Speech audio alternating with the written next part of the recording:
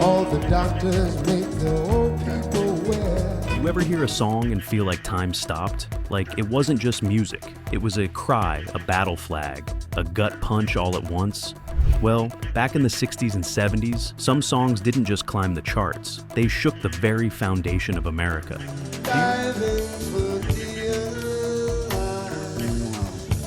Do you remember where you were the first time you heard a song that made you question the war? Or think differently about civil rights? Maybe it played on your brother's record player just before he shipped out to Vietnam. Maybe it blared out of a scratchy AM radio while you were stuck in traffic during the Nixon years. These songs weren't just background noise. They were the headlines, the protests, the movement. So, today we're diving into 10 protest songs that didn't just make waves, they made history. Number 1, The Unknown Soldier by The Doors, 1968. And it's all over for the... Jim Morrison wasn't known for playing it safe, and The Unknown Soldier was no exception. This wasn't just a protest song, it was a cinematic performance of a nation cracking at the seams. For the unknown soldier. Vietnam was on every front page, every newscast. And Morrison took that imagery, the televised war, the sanitized killing, the national confusion, and smashed it into a song. It opens with routine military commands, then builds into a gunshot and church bells. It was as if the Doors were holding a funeral for America's innocence. Critics accused the band of being too theatrical. But listen closely, and you realize that was the point. Morrison wanted to dramatize the absurdity of televised death. It didn't chart high, but it didn't need to. It carved itself into the consciousness of a generation. Number 2, Compared to What by Les McCann and Eddie Harris, 1969. Everybody now trying to make it real compared to what? Jazz met rage in this explosive track that dared to ask, what the hell is going on? That stinking mud, I can't use it. The president, he's got his war. Folks don't know just what it's for. Raw, funky, furious. Originally written by Eugene McDaniels, Compared to What didn't tiptoe around the issues.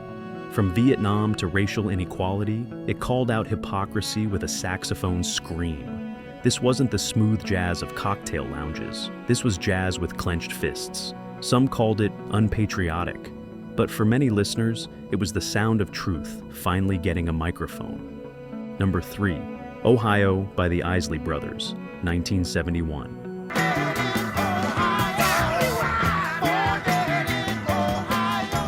Cover. Yeah, everyone knows the Crosby, Stills, Nash, and Young version. But this version, this one burns.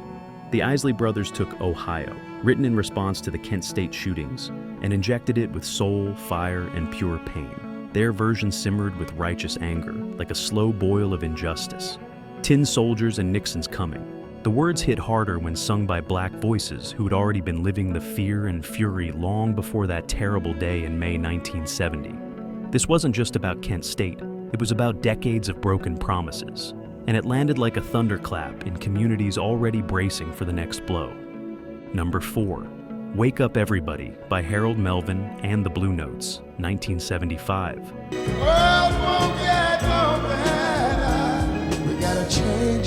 No screaming, no signs, no riots. Just a soft but firm wake-up call. Wake up all the doctors, make the old people well. In the mid-70s, after Watergate and during the economic slump, America was tired. But Harold Melvin and the Blue Notes, with Teddy Pendergrass's soulful voice leading the way, reminded folks that apathy wasn't an option. The world won't get no better if we just let it be. Teachers, doctors, politicians, they called them all out. This track wasn't angry, it was hopeful. But don't mistake its kindness for weakness. It demanded action. And it still does.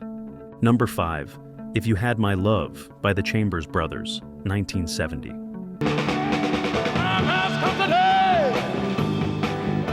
Best known for Time Has Come Today, the Chambers Brothers followed up with this underrated gem packed with emotion and social frustration. Young hearts can go that If you had my love questions not romance, but the lack of love in society, aimed at a government that preached liberty while delivering division. It didn't make the same splash, but fans who dug deep into their albums know this one hits different. It had gospel roots and a street preacher's urgency, a call to conscience, wrapped in psychedelic soul. Number 6, We Got to Have Peace by Curtis Mayfield, 1971.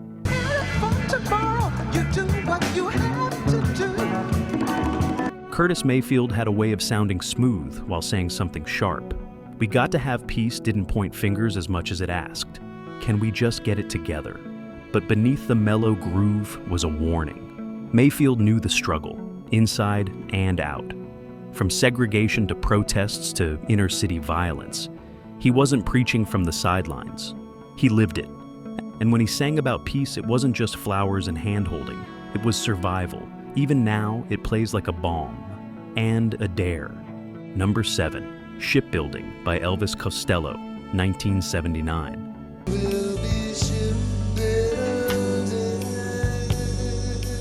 All right, we're bending the clock a little here. Shipbuilding came just at the tail end of the 70s, and while it hit big in the UK, its message resonated across the Atlantic.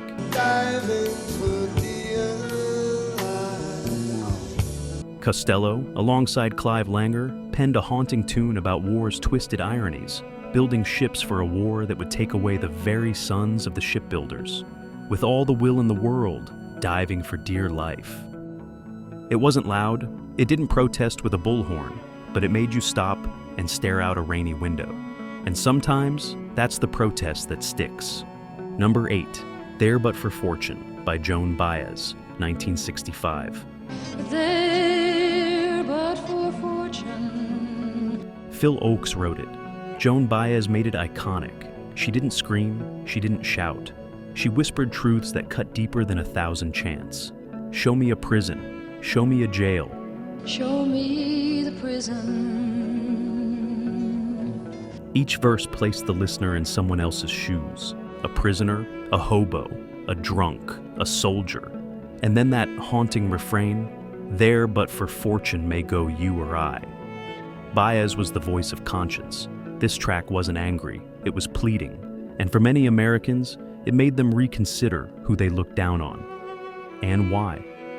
Number 9, What's Going On by Donny Hathaway, live cover 1972.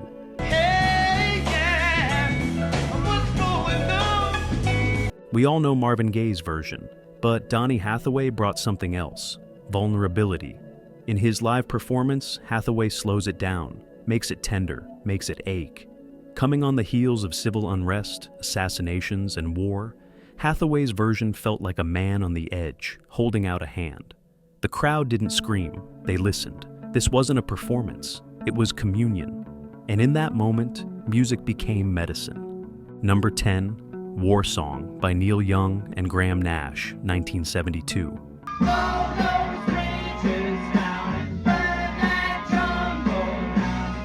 Before Ohio, before Southern Man, there was War Song. This track is often forgotten, maybe because it was pulled quickly after release, but it was aimed squarely at the 1972 re-election campaign of Richard Nixon. I sang this for McGovern, Young would later say. It was raw, urgent, politically pointed. Some radio stations refused to play it. The campaign didn't acknowledge it, but for those who heard it, it was a lightning strike. Short-lived, but unforgettable.